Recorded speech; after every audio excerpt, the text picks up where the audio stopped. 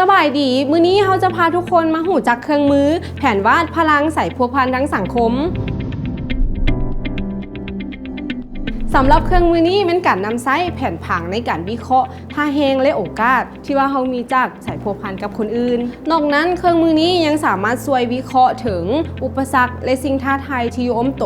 จากสายพัวพันนั้นๆจุดประสงค์ของเครื่องมือนี้แมน 1. เพื่อวิเคราะห์สายพัวพันระหว่างบุคคลกับสังคมอ้อมข้างตัวอย่างครอบครัวชุมชนและองค์กรที่มีความสำคัญต่อกับบุคคลดังกล่าวซึ่งรวมมี3สายพัวพัน 1. สายพัวพันทางด้านจิตใจหรือความรู้สึกความฮัก 2. สายพัวพันทางด้านการเงินเศรษฐกิจ 3. สายพัวพันทางด้านอำนาจหรือมีอิทธิพลต่อกับตัวเฮาซึ่ง3อย่างนี้เป็นตัวกำหนดความใกล้ชิดและความเข้มแข็งของสายพัวพันนั้นๆ 2. เพื่อนำเอาผลวิเคราะห์ในเครื่องมือนี้ไปนำใช้ในเครื่องมือเส้นทางสู่ความฝันในเบื้องของโอกาสและท่าแหงส่วนสิ่งท้าทายมันนำเอาไปวิเคราะห์ในต้นไม้ยุทธศาสตร์สำหรับเครื่องมือนี้มันจะใช้เวลาทั้งหมด180นาทีอุปกรณ์ที่ใช้ในเครื่องมือนี้สำหรับครูฝึกมีเทีย A0 บิ๊ก3สีบิ๊กเฟิร์สหรือบิ๊กอย่างก็ได้สำหรับผู้เข้าร่วมมีบิ๊กมีสอมีสี JAC หรือปึ้มก็ได้ภาคปฏิบัติก่อนที่เราจะเริ่มกิจกรรม 1. ให้ครูฝึกแบ่งกลุ่มผู้หญิงผู้ชายเพื่อแยกกันไปวิเคราะห์ 2. แนะนำให้แต่ละคนแต้มรูปสายพัวพันที่ตัวเองมี 3. ให้ผู้เข้าร่วมแลกเปลี่ยนกันกับหมู่ภายในกลุ่มย่อยต่อไปมันจะเป็น6ขั้นตอนในการแต้มแผนวาดพลังสายพัวพันทั้งสังคมขั้นตอนที่ 1. ให้แต่ละคนแต้มรูปของตัวเองว่าค่อยแม่นไผในขณะนี้ค่อยมีความรู้สึกแนวใดเป็นผู้หญิงเป็นผู้ชายเป็นผู้เฒ่าหรือว่าคนพิการตัวอย่างถ้าเราเป็นหมอเป็นนักเรียนก็ให้แต้มสัญลักษณ์ที่ว่าบ่งบอกถึงอาชีพนั้นก็จะเป็นกันดี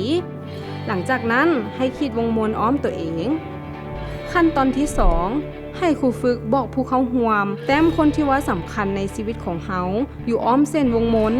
บ่ว่าจะเป็นครอบครัวหมู่องค์กรสัตว์เลี้ยงรถและอื่นๆที่ว่าเฮารู้สึกผูกพันระยะใกล้เท่าใดมันยิ่งมีความสำคัญหลายระยะไกลเท่าใดมันยิ่งมีความสำคัญหน่อยลงมาขั้นตอนที่ 3. ให้ครูฝึกอธิบายความหมายของเส้นสายพัวพันให้กับผู้เข้าร่วมเส้นสีฟ้าหมายถึงสายพัวพันทางด้านสังคมความรู้สึกจิตใจเส้นสีเขียวหมายถึงสายพัวพันทางด้านการเงินเศรษฐกิจเส้นสีแดงหมายถึงสายพัวพันทางด้านอำนาจหรือสิ่งที่มีอิทธิพลต่อเฮาในกรณีถ้ามีสายพัวพันที่ดีก็จะเป็นเส้นหนาแต่ถ้าเฮามีสายพัวพันที่บ่ดีก็จะเป็นจ้ำถ้าว่าเฮามีสายพัวพันที่ดีแน่บ่ดีแน่ก็จะเป็นเส้นธรรมดาสำหรับหัวลูกศรหมายถึงสายพัวพันถ้าหัวลูกศรปิ้นไปเบื้องใดหมายถึงเฮามีสายพัวพันต่อกับสิ่งนั้น